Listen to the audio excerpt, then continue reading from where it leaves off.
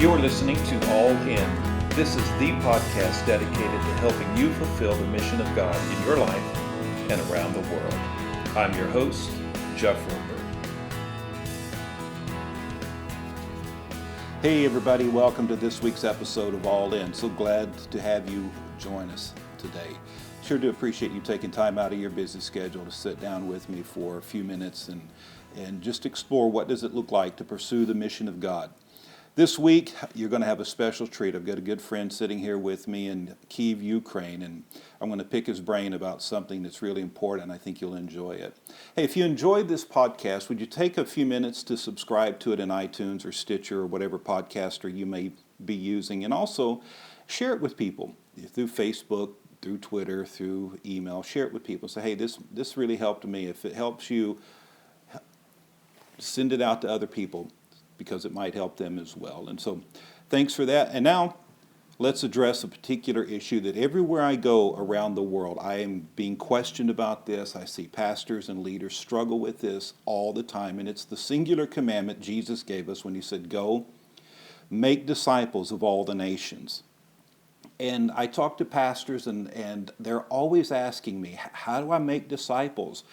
I talk with church leaders. They seem to struggle with how to make disciples. I know me personally, I've struggled with it for years as well. And in part, I think because when I became a Christian, being discipled by others wasn't really something that was a strong suit in the circles that I was running with. And so I always felt like the little boy raised by the wolves and just having to grow up and figure it out as you go along. And I ended up finding out that was more the norm than the abnormal condition. And so if you're dealing with that in any way of how do I excel at making disciples, well, I've got a treat for you today. I've got somebody sitting here with me that I believe excels in this. I've seen it, observed it firsthand for many years. And today it's my privilege to welcome to the show Daniel Brown. Daniel, welcome. Hey, Jeff. Thank you for giving me a chance to talk a little bit about this subject. I do love it. I do think about it a lot, and can't promise that my reflections will be helpful to anyone else, but they are arrived at after many a long year and trial and error and so forth. So well, that's the best kind, the kind that we've got from practice. Now, before we start picking your brain about discipleship, in case somebody's listening that doesn't know you per se, which within the Foursquare world, that's probably a rare person anyway, but you have a PhD from UCLA. I do. And that's in literature? No, it's in the field of higher education, the study of colleges and universities as systems. Okay, great, very good. You're also the founder of Commended to the Word. Yes. Which, tell us a little bit about that. What is that about? Well, it's really a collection of teachings and writings that I've been doing for now a number of years, and its whole purpose was to kind of further the mission philosophy that we had as a church, to love men, train, and send people into more ministry than they would ever dream about. So it's all about promoting people to whatever their next level may happen to be in doing kingdom work. Okay, very good. And the church you were pastoring is called the Coastlands, correct? And it's in Aptos, California. You pioneered that church, correct? Yeah, it's right there near Santa Cruz, and it was just about 30 years ago exactly that I left church on the way with a group of ragtag collegians and young singles and started that church, and then out of that we planted 37 churches and gave away 5 senior ministers who took over other churches. So that's kind of the fruit of the discipling process. Okay, very good, very good. Now, you're not the senior pastor of that church any longer, correct? No, 9 years ago I turned it over to a younger man, and now I just travel the world. Wonderful. And then you're also the author of, I believe, 4 books, is that correct? Oh, probably 5 or 5 more, by now? but Okay. I have a hard time keeping track, And, well, hopefully people will dig into your resources. I know I've read your books before. The first one I read by you was called The Other Side of Pastoral Ministry. Is it still in print? Yes, well, I purchase back all of the books that I write after a number of years so that we can freely translate them and give them away.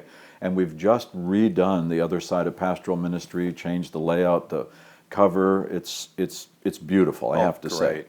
Great, yeah, because I read that book. A pastor friend of mine recommended it to me. I read it, and then, back then I was a young and dumb, full of fun pastor, didn't know anything about what in the world I had gotten myself into, and I reached out to you, emailed you. Yeah, I remember. This was in the early days of email. That was probably one of the first emails I ever sent out, and emailed you, and we were going to do a men's conference Yes. and a pastor's seminar, and you agreed to fly up to the Seattle area, and you did a pastor's seminar with us, and then over the weekend we did a men's conference with 2 or 3 other churches, and that started our relationship. Yeah, I do remember that. I don't remember how many years ago that was, but and now it seems like every time we turn around, we're running into each other somewhere around the world, and whether it's in the U.S. or here in Europe. And today we're sitting here in Kiev, Ukraine. You're here with us, doing some training for some pastors, a church planting movement we're working with here in Ukraine. Now, when we talk about discipleship, I want to unpack how you think about that. When you're looking at someone, whether it's a person when you were pastoring, or it's just a leader that not a leader that you're working with now, or somebody you just interact with. What are the thought patterns that are in your mind as you're working with that person? Okay, well, Jeff, I think one of the reasons why this is a difficult subject and why a great many pastors, church leaders don't really do it is because it's one of those things that on the surface is so simple. Oh, duh, make disciples. But it's really quite involved and not very much like, in my opinion, most people approach it. So your question to me is a good one. And so I'm not even going to try to structure my response 1, 2, 3, 4, 5, etc. I'm just going to give you the stuff kind of that's in my mind. That's what you're asking for. All right. So to begin with, I always begin with the person. And this would be mistake 1 when it comes to discipling. People are thinking about the activity, quote, quote, making disciples, more than they are thinking about the person. And so for all it is for me is to ask myself, what is it that I could add to this person or take away? What do I see in them that could just be notched up to the next little level? So I don't think of the completed project. That's too big for me. That's too much. I just think of where is Jeff and what do I notice that either could use affirmation or challenge or adjustment or something like that. It could be an attitude. It could be a phrase that they repeat. It could be, I watch their eyes. It could be a revelation that God gives me. So it's all about this person and just adding the next step. Okay, so that's number 1. Okay. Number 2, well, and I told you I wasn't going to give numbers. I'm giving, but there's no rhyme or reason, so disregard that. Another thought that I have is that I am simply trying to pass along lessons that I have learned. And I think I can do best to disciple you, whoever I'm talking to, in light of what it is that Jesus has taught me. I don't think in Matthew that he was telling us we have to teach them everything they need to know to get into heaven and get a good grade when they get there. My job is to take some lesson that I've learned, something that I've gone through, a scripture that was meaningful to me, and simply offer that as a lesson learned that might be useful or helpful to this person. So I think of myself more as a guide, an experienced guide, and now I'm going to lead you on a trail that I have walked, and I can caution you about that loose stone. Be careful. I remember the first time I put my weight on that, twisted my ankle, thought that. So that means, I guess I'm on number 3, that I have to be very, very disclosing of myself. Now, that's not the same as me and more of me, and let me tell you something else wonderful about myself. No, not at all. Remember, I'm starting with the person, and I can see, oh yeah, that little place in their life, I remember when that big place in my life was addressed. And that means I have to be forthcoming with my weaknesses, places where I've been convicted, places where I've been challenged, where I've been changed. I've got to identify with you in the same way that our merciful high priest identifies with us. And that's why I don't think that discipling can be done in a large group of people, or that it is really an academic matter. I don't think that it is, because it's made up of, I don't know what number I'm on now, hundreds and thousands of little lessons, none of which are big enough to put a name to them for an academic course. Right. Yeah. So it's little bits along the way, rather than information that I'm trying to translate. Okay, that's a start at least, Okay. and I could go on and on and on. Now, so let's unpack that a little bit. So let's say you've got a person, they're a leader in a church, not necessarily the senior pastor, but do you wait for that person to invite you into the circle to say, Daniel, come speak into my life? Or do you just walk in and you just start talking to people and you just happen to, your name is... A little bit of both. Okay. For the most part, discipleship is opportunistic. And so I will try to seize the moment. But it's also an issue of credibility.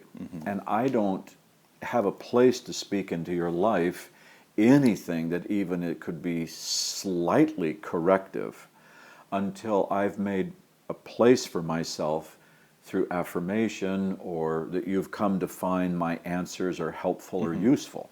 So maybe if I'm the pastor of that church and you've heard me teach week after week after week, you might think that I know what I'm talking about. And that's my definition of authority, is the English word expertise. And we want expertise, and so if I've got a problem with my computer, I ask somebody who knows what they're talking about. Okay. So before all else, what we see in the scriptures is that Jesus taught them as one having authority and not like the scribes. Right. So they're not just filling the air with prepared messages, but when it comes to the issues of life, somehow or another, I want to communicate, I know about that too, and let me tell you the time when the Lord did this and that. So if you have an idea that discipleship is primarily academic or corrective, then I don't think it's a complete picture. I'm trying to add to you, and I know most people live under the curse of their high school yearbook. They listen to that unkind parrot on their shoulder saying, you're worthless, you're meaningless, you add nothing to anybody or anything. And I want to counter the lies of the enemy with what Jesus has taught me, which is, I have chosen you, and I have high destiny for you. Okay. So that's what I want people to understand. Good. So when you're going through that with somebody, are you there? Let's say you've entered in not just to a casual relationship with a person. You see them occasionally. So you've got a lifestyle of perpetual mentoring, your lifestyle of just perpetually speaking into people's lives and stuff. And you do that occasionally with people you'll run into from time to time. But what about if you're in a situation where you've got, like in a local church context, where you're pastoring a flock, or you're a leader of a department, or you run a small group, or you work at the local Starbucks, and somebody's in your life that you are mentoring or discipling, and are there particular thought patterns or practices that you are looking at that would ultimately be beneficial for that person? Do you have a preset way of thinking that you say, a person who's going to be following Jesus to the fullest ought to be thinking about these particular things? These would be helpful things for them to regularly think about. These would be helpful practices for them to regularly practice. Do you have any kind of a grid like that? Well, kind of, but it's more intuitive. Now, one of the books that I wrote, I've rewritten. It's called The Journey. Right. And it's a series of 4 booklets that go over what I would have considered if somebody knocked on my door. That's how I wrote the book. I imagined that a neighbor came over and said, I'll give you 1 hour a week for a year. What would you do with me? And I wrote this book with no outline or anything. I just started where I would start, picturing this person Okay. in my mind. Now, somebody reading the booklet, those booklets, they would say, oh, here are key doctrines, what I consider foundational doctrines of learning about repentance, about prayer. It begins with a lesson about that you are loved forever by God. So I guess you could say, yeah, those are main subjects that I would want to address. But probably when I'm just talking with you day by day, I'm not thinking about any of those things. I'm just thinking about, I noticed this about you, that you're too quick to do A, B, and C. Or I kind of think you don't think that you have much of what it takes to do this and that. So I want to keep talking to you about you and always drawing you to the Word of God.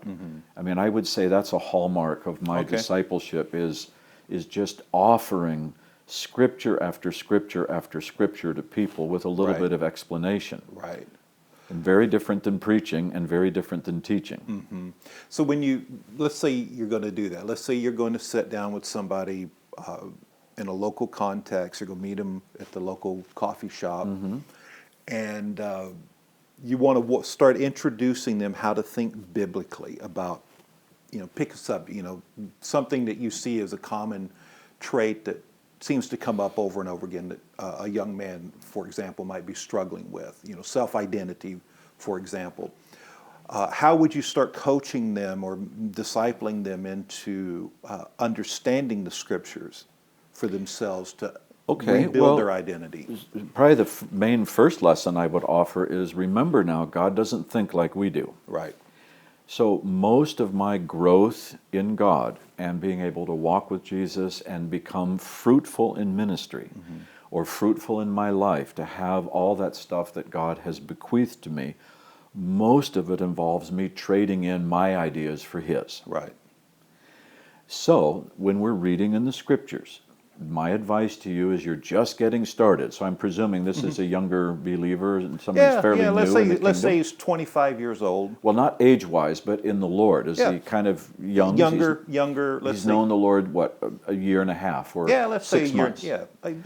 Well, then I would say, okay, how about if we do this? I would like you to bring me each week that we talk the scripture from the previous week that you thought was most, wow, I never thought like that at all. So let's be looking for things that don't make any sense to you whatsoever and see if I can't explain them to you a little bit. So we're looking for stuff that challenges our thinking.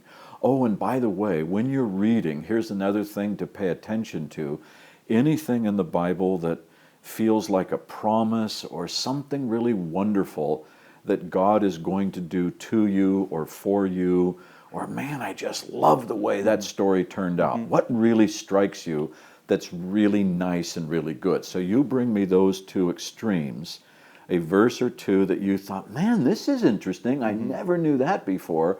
And here's one, I don't know if I can buy that. And then I would play off of whatever the scriptures are that you bring to me.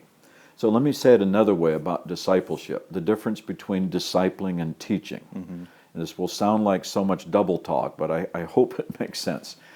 Teachers teach subjects. Disciples teach people. So I start with you, and wherever you happen to be, I'm going to work with that and try to kind of pull you in a direction, rather than give you a bunch of information and tell you this is important for you to pay attention to. Right. Now I teach as well as disciple. Don't get me wrong. They're not like you do one or the other. You do both. Yeah, and it's not that one's bad and one's good. Exactly. Right. They just have different applications and different needs. Yeah. Great. Well, one of the questions that came in, I posted on my Facebook page. I'm going to be interviewing Daniel Brown. And what questions do you want me to ask him? And this is a question that I picked. How does he balance his travel, his ministry, and his family time. Because I know you travel a lot. You and I both, I don't know how many miles you rack up a month, but I know it's got to be quite a few. And it's got to be very challenging at times to keep everything feeling in balance. How do you do that? Well, it's important to remember, I don't know obviously who or the age of the person. I travel now like I could not have traveled, say, 30 years ago. Correct. My youngest is 31 years old, or 32, I always forget. I just went to his birthday party. I've got, 12 grandchildren. So we don't have kids at home. Right. And my wife, I think some people know, has been very ill for many years. And she put it to me this way. She said, the only reason you can travel as much as you do is because I'm as sick as I am. If I was any sicker, you'd have to stay home and take care of me better. And if I was less sick than I am, you'd either have to take me with you or stay with me. So as strange as that sounds, my wife is my primary fan, encouraging me to keep traveling. And we've been married now for a long time, 41 years. We started going together at age 15. Wow. So we've got a long, long history, and I would say, even though I'm sure I often still disappoint her, most of those wrestling matches that every normal couple goes through, we've gone through them. And so now it's just figuring out how we navigate the future. Okay. So I think, but this to me is good discipleship. You leverage every situation. And there's no such thing as an ideal scenario, or if only I was in his place, I could do A, B, and C. So you have to be supremely adaptable, and I keep checking with my wife, and as long as she says no, but here's what she says, it's very interesting. You have to keep traveling because a book or a recorded message or a video can't have those little conversations with people before and after the meeting.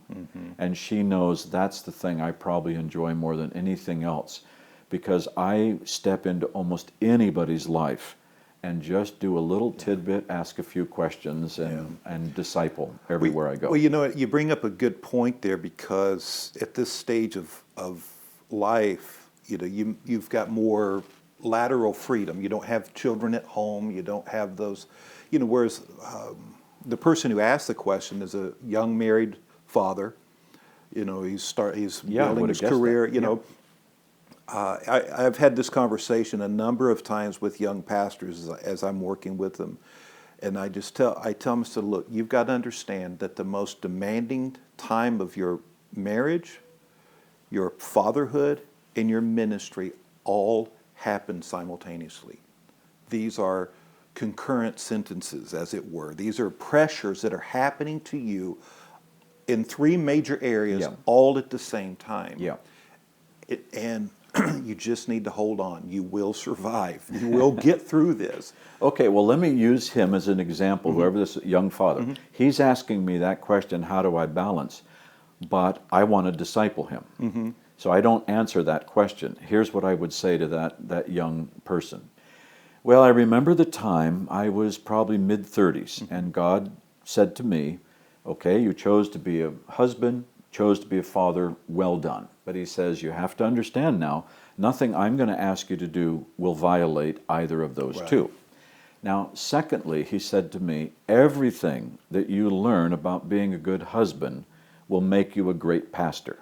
Nothing that you learn about being a great pastor will help you be a great husband. So where do you think you ought to devote your energies? Presto. That's discipleship. That's very good. And I started the podcast by mentioning that there's a lot of us leaders out there that didn't have that kind of training going into it. And I jokingly refer to it now as I was just raised by the wolves. You get born again, and I got saved, and I fell in love with Jesus, and I started reading every book I could. I started listening to every sermon I could. This is back on the days of cassette tapes, and and VHS, and all of the back in the dark ages. And but I didn't have people around me that added that personal touch. It's like Paul said, you have many teachers, but you don't have many fathers. And, so we've got a lot of leaders out there probably in a very similar situation. How would you coach them in taking the next step. They want to, they don't know how to, they may have never had it done themselves, and they don't really know how to do it. And so they're maybe a little nervous to even get started, and there's all those questions. How would you take them to go to that next notch, like you were saying, that next thing?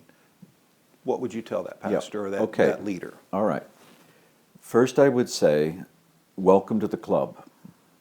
I never had a mentor or somebody that discipled me, and it was my angst at not having such a person in my life when I needed somebody to talk to, that I told God he ran a really stupid organization because everybody had to learn everything from scratch. Yeah. My pain cried out and said, God, there's something really wrong here. And then I said to him, this is 1973, I said, if you promise me for the rest of my life I can be to others what no one was for me, then you can have my life. And that has driven me to this day. So it's just the golden rule applied to ministry. And so I would say to a person who wants to get started discipling, think about what you wished. What do you mean? What did you miss by not having a mentor? What's the pain? What's the question mark in your mind? And whatever that is, turn it around and become a father, become a mentor to somebody else. And what you'll discover is that will take away your pain at never having had a mentor. So for each person, Jeff, it might be a little bit different. If you say, I never had a mentor, I would ask you, well, what did you first miss? Or when did you realize, oh my goodness, I've been raised by the wolves. What is it that you think that people raised by a spiritual father have? And whatever that is, I would say, start offering that to somebody. Even if it's to start by saying, I have no idea what I'm doing. Right. But if you're willing, I want to unpack what I know so that you never have to say, I never had somebody who took a personal interest in me. And that begins the process. That's great. See, I don't start with a curriculum or a technique. Yeah. That's great. And it's interesting how paralleled your story is to my own. As I remember as a pastor crying out to God, I had started the church thinking I really had this thing figured out. I would build a great church. I would have a wonderful, I was so full of myself. And about 10 years into it, I didn't think I could drop a rock and make it hit the ground. And that I had just, God had just taken me, life had taken me through a knothole backwards, as it were. Yeah. And I prayed out to God. I cried out to God, God, if you help me survive this, I promise I will do everything in my power to not let other pastors go through what I've gone through. And that launched everything I've been doing for the last 20 years, starting working in Russia 20 years ago, training young pastors who were in exactly the same situation I was in. And I just poured into them everything I felt, boy, this is what I really wish somebody would have poured into me. And out of that, it really did exactly what you're talking about. It solved the legitimacy problem that I felt in my own life and my own deficiency, and really began pushing me for myself and for those that I may ever get to influence, that we do have a father. We're not fatherless. We have a father. Because I would hear pastors and leaders say, "Oh man, I don't have a spiritual father. I need a father." No, well, God still is our Father, and He does good at that. And this is the other part connected to that in pursuing discipleship. I've heard people refer to others as, "Well, that's my disciple. This is my disciple. These are my disciples." And I'd like to get your thought on that, because here's my theory. I don't have disciples. Jesus does. And I get to help in the process of that we're all following Him. And, He's our commander-in-chief. He's our leader. And just like if we were in sports or in something and we say, Daniel, the coach wants us to do it like this, or this will help you be better in following the master. But you're not trying to draw people away to be your disciple. You're trying to draw them being closer to Jesus as his disciple. What do you think about that? Maybe it's a dangerous question to ask on a podcast. Well, only my answers are dangerous. The questions are all good. I would say it's much ado about nothing. Yeah. I never even, that thought never occurs to me, one way or the other. I'm just trying to pass along lessons that I've learned. And it is a challenge. I think the question, and I've heard these statements before, I think the real question for me is, how do I offer myself as an example while still always pointing to Jesus? Exactly. How do I offer my thoughts as life-giving while always pointing to the Bible? And I would say I've somewhat slipped up on my job of making disciples if they are focused on me and I become the answer man. Yeah. Having said that, I have to have enough answers and credibility that they decide, like Jesus' disciples did, they were willing to leave a lot in order to follow this person. Exactly. And people make these very dippy kind of statements like, how do you know a leader? They have followers. I'm like, yeah, well, whatever. But to me, it's much deeper than that. Mm-hmm. I have affected and influenced your life. Mm-hmm. And because of that, you're willing to follow me into something really risky for the sake of accomplishing something great. Right. And my goal is to help you see your part in the kingdom. Right. And whether that's in my church or helping me to accomplish something I'm doing or releasing you to go and do whatever. I've also said before that to me, when Jesus made disciples, his goal was to send them. Mm-hmm. So the real trap is not whether you call yourself Jesus' disciple or Daniel's disciple.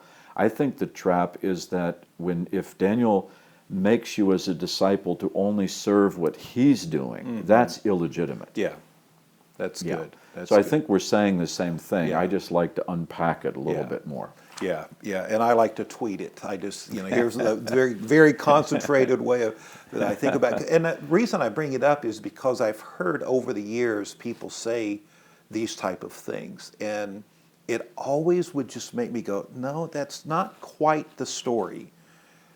And to be introducing people as these are my disciples always just kind of made me feel weird when I would hear that, because I realize there's a balance between, yes, we have responsibility to influence and to lead and to be an example, and we want them to follow us as we're following Jesus, but ultimately we want them following Jesus, not us.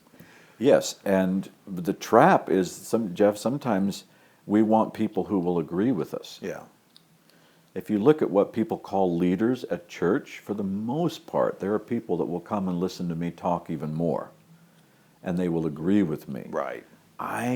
I want people who will speak up. Yeah. And that's part of the discipling. That it is, and giving people the not only the permission but the encouragement to push back and to question, and I always think that's a very very healthy thing.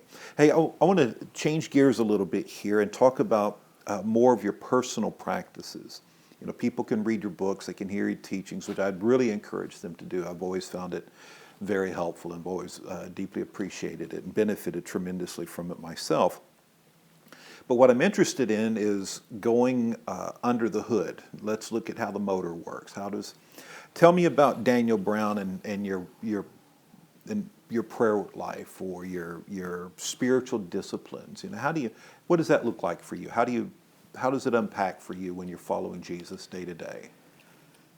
Well, how would I describe it? To me, it's seamless, meaning I learned from my grandma umpteen decades ago. She taught me about throwing up Nehemiahs, she called them. You read through, not vomiting Nehemiahs, okay. but throwing up to the sky little prayers. Oh, okay. There was a season when we were younger ministers of, people seized on that verse, could you not watch with me for 1 hour? Yes. And, man, if you didn't pray for an hour, you were carnal. And then if you've ever visited Korea, as I had, you feel carnal if you don't pray 5 hours a day. So I'm not saying I don't have my time that's devoted to prayer, and through the years I've had different patterns where I've got my prayer list and names and major issues that I pray through. Where I am in my life now is that, it sounds corny, I feel like I'm in pretty constant dialogue with the Lord. I don't mean I'm too busy and so I only have time for these little things, but it really is meant to become a communion. And it's dangerous if I take devotion, which is an attitude of the heart, and turn it into an exercise called devotions. Right. Having said that, probably the most singular hallmark of my personal devotion, etc., time with the Lord, is that I am a steady and avid Bible reader. And just through the years, going back now a long time. So what does that look like? I mean, how do you apply that in your life right now? Okay, so yeah, I mean, it's always dangerous, I think, to say things that will put anybody under a bondage or whatever, but in the interest of your interview and so forth. What's giving you So life I would right say now? basically I'm a 5-chapter a day guy. Okay. And that will alternate between, as it is right now, 5 chapters in the Old Testament. I just started the book of Judges this morning. I don't follow a Bible reading program, although I think those are fantastic for people. I just like to read a book at a time. And when I finished Joshua, I thought, do I want to go into the New Testament? Would I like to pick up one of the minor prophets? Nah, it's been a little while since I've read Judges.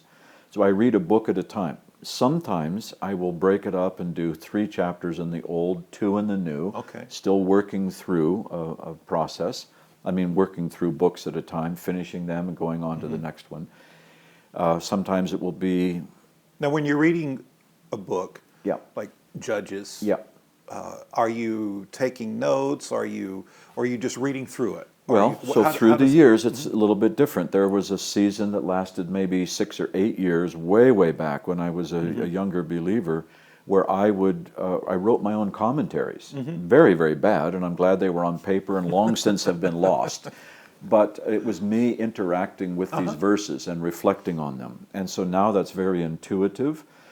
I love to read with a pen in my hand, and even to this day, I'm still underlining verses or circling verse numbers, anything that strikes me. That's what I'm after.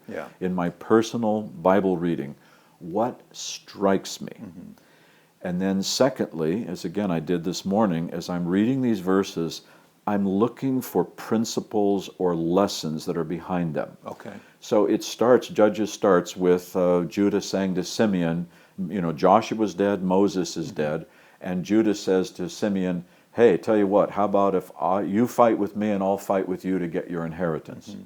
And so this was the lesson I took away. In the absence of a leader, if you just partner up with another believer and say, let's do this together, you can often get the benefits that normally would be supplied by a leader. Very good. And I realize that's what I do in my life. I'm not against any leaders, but I tend not to think about them.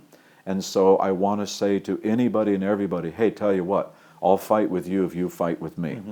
So that was the lesson that I took away from this morning's Bible reading, and now I'll meditate on that a little bit throughout this day and the next few days, and I'm thinking of principles that I learned maybe a day or 2 ago, and I meditate on them, sometimes for a day, sometimes for 3 or 4 weeks. It just depends. Great. Now, are you a print edition Bible, or do you use digital? For the most part, I'm a paper guy. Me too. Yeah, and I think of digital Bibles, they can be a convenience, like on my iPhone. But I studied a lot of philosophy, and I remember one question posed to us many years ago when digital watches first came out. And the prof wanted us to answer, what is it, because he considered, as I do, digital watches a step backwards. He says, what does an analog watch tell you that a digital watch does not? And cutting to the chase, an analog watch tells you what time it's not, and you don't have to add or subtract. You can just look and know what time it's not. I've got 12 minutes until I have to show up. I think that the digital teaching or the pastors are so cool up there, except the dumb machine keeps shutting off and they have to always comment on finding their place again. Plus, it's very difficult to flip from passage to passage with a digital Bible. Right. And I believe it's a part of what is lessening the Bible reading and Bible studying of congregations across the world. And I would agree. I know that even for myself, when I read the text in a print edition, I interact with it differently than I do when it's on a screen. Yeah, but that could be because we're old too. Could be. I am a Luddite. I went into the technological world kicking and screaming. Yeah. I still use a fountain pen. I still use pen and paper. Yeah. I even use a safety razor. I mean, I am totally, I'm just not because I like the tactile experience of I'm present. I'm not just trying to be quick. I'm trying to be deep. I'm trying to experience what I'm living right now. And now, do you journal? Do you use a journal or anything? Oh, through the years I have, but Okay. not the way it's in vogue these days. I mean, and fantastic that Right. somebody codified journaling and everything. To me, the key is interacting with the Word of God. Yeah. And for many people, as it was for me, forcing myself to write things down is a great way to get my thoughts collected. Right. Because there's an old saying, if you can't write it, you aren't actually thinking it.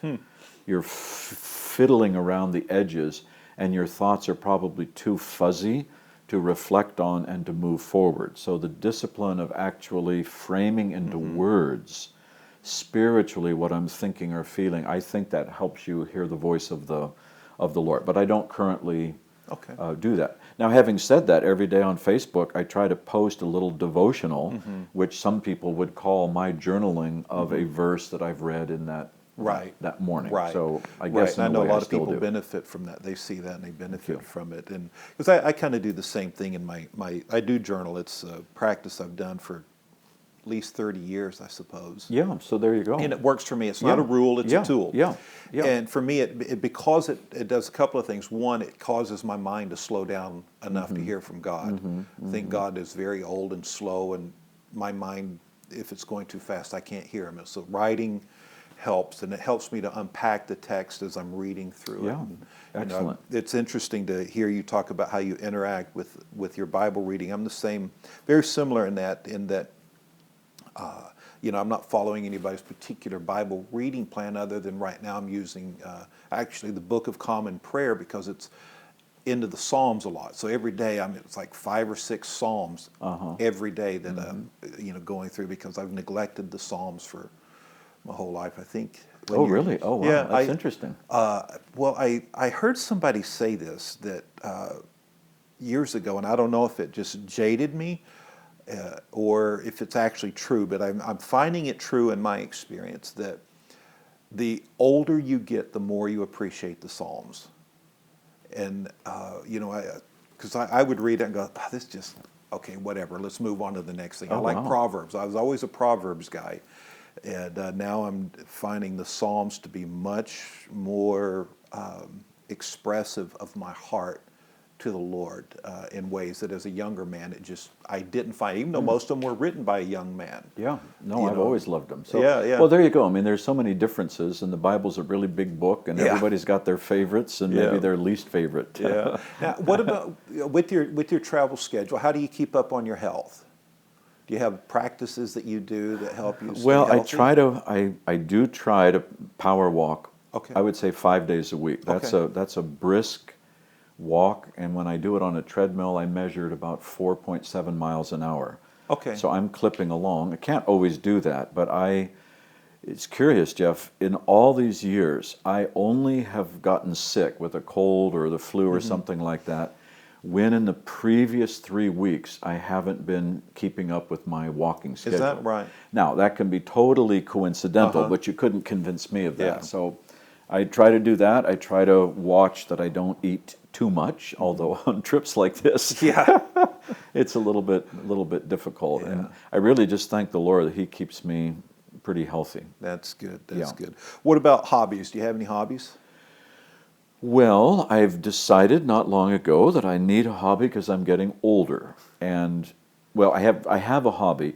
I love to play strategy games on the computer. Not the okay. fast-moving ones necessarily, but you really got to be absorbed in what you're doing and watch what you're doing, because that relaxes me. Like, is this like on Luminosity or something, or what do No, you I use? mean I have a game like Total War. It's called Medieval, and Oh, so okay. you're kind of conquer the known world, Oh, wow. country by country with resources. So you have to hold on to a lot of stuff in the brain, and then I don't think about other things, and that's what a hobby is.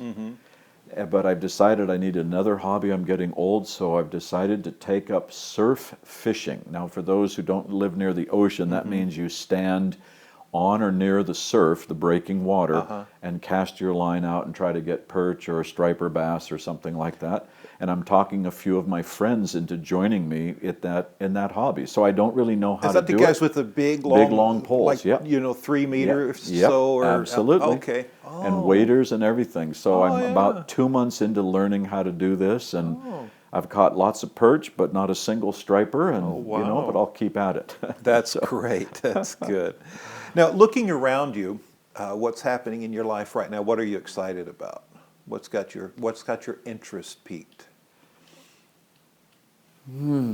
What's got my interest? Well, I'm passionate about this subject of discipleship, and as you know, I've just finished. Well, not quite. I'm almost done with a project, I guess you could say, that the Global Council of Foursquare Churches commissioned me to do, to take this model called the four-stage model and design a questionnaire that would help each nation see where they are in relation to this model for developing a national church. And in the process of doing that, coincidentally to the subject matter today, I've discovered that the two great weaknesses across the board, everywhere in our Foursquare family, and I guess it's in the world, the two great weaknesses is that people don't seem to know how to make disciples, and secondly, they don't seem to know how to take disciples and raise them into compelling leaders in the local church, which means we don't have very many people to disciple. So what I'm excited about, since these have been two passions of mine for my entire life in ministry, I think people really are ready to say, we need to think about discipling completely different. And it doesn't make sense to take people who haven't been successful at discipling and try to dream up what it means to disciple. So my excitement will be to identify other people who really are doing this, Right. and see if we can't collect the common elements to help exactly the question that brought us to this interview today. And I just would say ahead of time, I know it is so much more, not difficult, not complicated, but so much more complex than people would think. And we've tried the standard old, let's come up with a curriculum, Right. and let's do the courses. And the truth of the matter is that we don't have many disciples. And what I mean by a disciple is a discipler. And almost all the programs that I see are still a church or a leader alone trying to raise this up. And we're neglecting the huge engine of the church, which is the rank and file everyday people. And until we train them how to disciple others, I think we're not going to accomplish the Great Commission. So that thrills me. That's good. That thrills me right So would you now. say it's more not developing a disciple program, but a discipling culture? That you're really just creating this culture that this is what we do. It happens. Yep. And that means you've got to win a lot of converts to discipleship in a church. So that changes the way the pastor preaches. It changes what the pastor arranges. I've got to get people together in order for them to disciple one another. I mean, it's just very, very involved. And my observation, not all pastors want to tinker with the system that much. Yeah. And Now, with all the materials that you've produced over the years, both books and teaching, do they even come out on CD anymore? I don't know how to get your teaching materials anymore. Everything's digital. But do you have a particular resource or two that you would recommend? Yes, that you've well, if you produced? go to our website, you can download all this. I mean, that's the okay. latest, right? Yeah. Okay, we gave up on CDs Yeah. some time ago. The website is ctw.coastlands.org. Okay, great. And And we'll that's- include links in the show Okay, notes. so that's the little store. And you'll see that we've bundled a lot of the main series. Oh, okay. And one of them is discipleship. And so if somebody said, I'd really like to get the practical, how do I do this? good. There would be two that I would recommend. One is called one-to-one ministry. And that's what I have to keep in my mind when I'm discipling. And if I lose sight of these 6 or 7 things, probably things are not going to go as well as I want them to. And the other is just called highly effective discipleship. Okay. And you'll find that profoundly practical for knowing, okay, what should I do? Now, are these written or Oh, both are audio. Oh, they're both audio. Okay, great. Yeah, and Good. you could, and then if you want a written resource, most people are afraid to disciple, Jeff, because of these are the two reasons. First is, I don't know what to say. Right. And I don't know, are there 36 or 39 cardinal doctrines of the church? So since I'm trying to think of everything that needs to be taught, I get frozen. And then the second reason that people don't disciple is they're afraid they're going to say the wrong thing. So when I rewrote the journey into these booklets, they're designed to be, you just read like 3 paragraphs at a time with 1 or 2 friends. You interact with those paragraphs and maybe read the scriptures that are referenced through it all and just tell your story or what you think about it. And then your friends will do the same thing. An hour will be gone with just 3 paragraphs, and you will be amazed at how you discipled these people. Eventually, of course, you take the book away. It's not what God's interested in. He's interested in the person. But it primes the pump, at least. Yeah, it primes the pump and gives people a lot of confidence. So I would highly recommend that as a resource. But you don't teach it. You don't have a class. Yeah. Just 3 paragraphs. That's will good. Take care of an hour. That's good. I ask this question of every guest on the podcast, so I'm going to ask it of you as well. If I had a time machine, I could take you back to your 25-year-old self. What advice would you give yourself? All these years later, Yeah.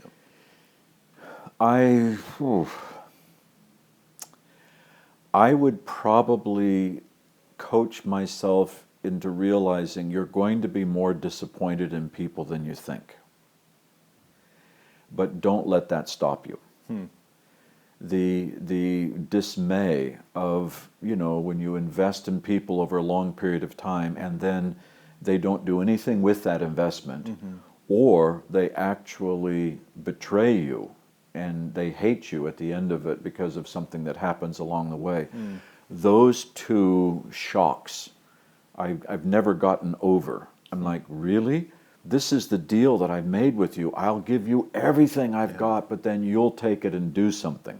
And the percentage of people who actually do is much smaller than my idealistic 25-year-old self thought. Okay.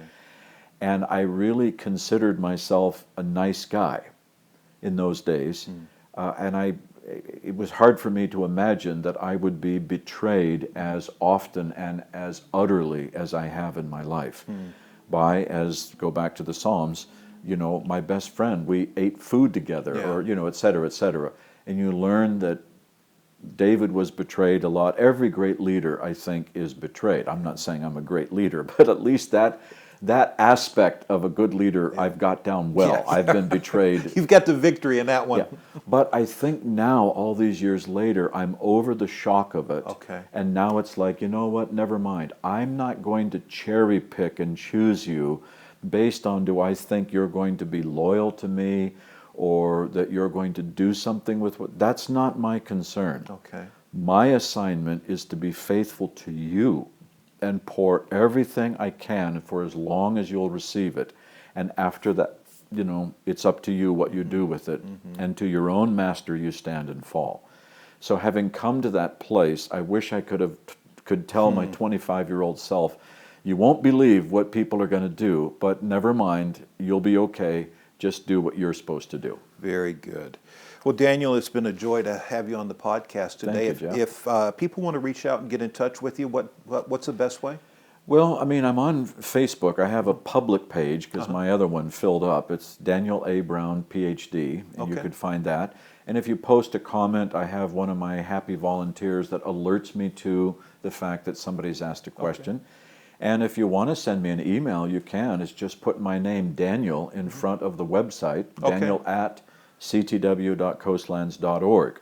And if you want to send me an email, that's fine with me, as long as you know that then I have to choose whether I can answer it. Right. And how I answer it, and don't ask if you don't want to hear. Yeah, exactly, exactly, yeah. It is the nature of the beast that we live in today, but I appreciate you making yourself available, both for the podcast and for the listeners, if any of them want to reach out to you. So Daniel, thank you for being with us. Thank you, Jeff. Well, we're done now. Thanks for listening. This is Jeff Roper reminding you that the mission of God is too grand for mediocrity or average living. You were created for a purpose, and that purpose is found in the mission of God. It's your life. Now go live it.